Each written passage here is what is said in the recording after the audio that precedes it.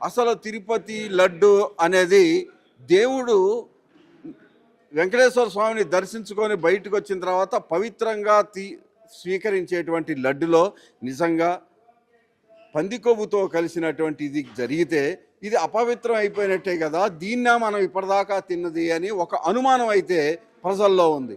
అలాగే చంద్రబాబు నాయుడు గారు చేసినటువంటి ప్రచారం ఏంటనంటే ఈ తిరుమల అనేది 7 కొండలు కాదు 2 కొండలే అని చెప్పి వైఎస్ రాజశేఖర రెడ్డి గారు ఒక ఇది చేసి అక్కడ చర్చిని నిర్మించాలని సంకల్పించాడని కూడా ప్రచారం చేశారు.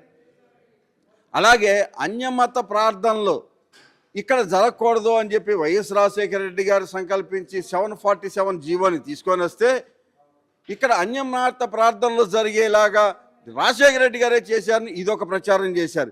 ఇవన్నీ కూడా దీనికి ఆధారంగా ఏం చూపించారు, బస్సు టిక్కెట్ల మీద ఉన్నటువంటి వెనకాల యేసు ప్రభుని స్తుతిస్తూ కీర్తిస్తూ చేసేటువంటి ఒక ముద్రించబడినటువంటి టిక్కెట్లని తీసుకొని వచ్చి ఇవి చూపించారు.